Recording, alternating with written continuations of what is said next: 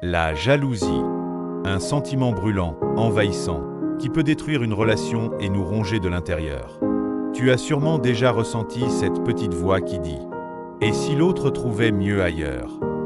Pourquoi lui et pas moi? Je vais perdre ce que j'ai. » Mais les stoïciens avaient une approche radicalement différente. Pour eux, la jalousie n'est pas une fatalité, c'est une illusion qu'on peut dissiper. Aujourd'hui, on va voir comment rester stoïque face à la jalousie et transformer ce poison en force intérieure. Les stoïciens, comme Épictète ou Marc Aurèle, expliquaient que nos émotions viennent de nos jugements, pas des événements eux-mêmes. La jalousie ne vient pas directement de ton partenaire, ou de ton ami, ou de ton collègue. Elle vient de ton interprétation. Si cette personne choisit un autre, c'est que je ne vaux pas assez.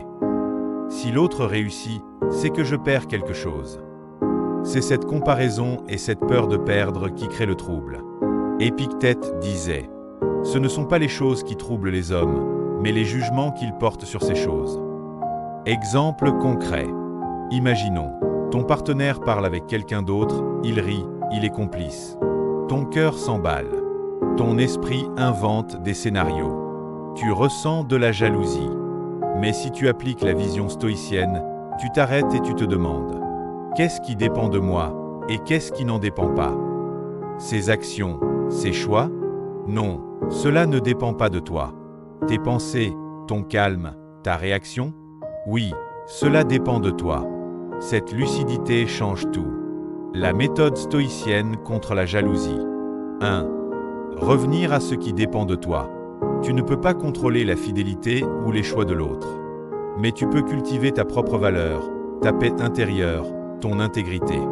La jalousie naît quand tu crois que ton bonheur dépend d'une personne extérieure. 2. Pratiquer l'indifférence sélective. Marc Aurèle disait « Souviens-toi que la valeur d'un homme réside dans ce qu'il choisit d'aimer. » Tu peux choisir de donner ton attention à tes principes, plutôt qu'à des scénarios que ton esprit invente. Tu détournes ton énergie de la jalousie pour la consacrer à ce qui t'élève. 3. Transformer la jalousie en gratitude. Plutôt que de penser « je vais perdre cette personne », pense « je suis reconnaissant pour les moments que je vis maintenant ». Sénèque disait « ne considère pas un bien comme acquis, mais comme un prêt. Chaque instant devient un cadeau, pas un droit. Tu apprends qu'un ami a réussi quelque chose que toi, tu voulais aussi. La jalousie monte. Pourquoi lui et pas moi? Le stoïcien se dit « Son succès ne m'enlève rien. Je contrôle mes efforts, pas ses résultats. Plutôt que d'envier, je peux m'inspirer. » Ce simple changement de regard désarme la jalousie. La prochaine fois que tu ressens de la jalousie, fais ce petit exercice. Arrête-toi. Respire profondément. Pose-toi la question « Qu'est-ce qui dépend de moi ici ?»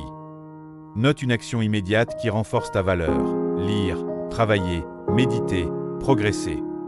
En quelques minutes, tu transformes une émotion destructrice en un moteur pour grandir.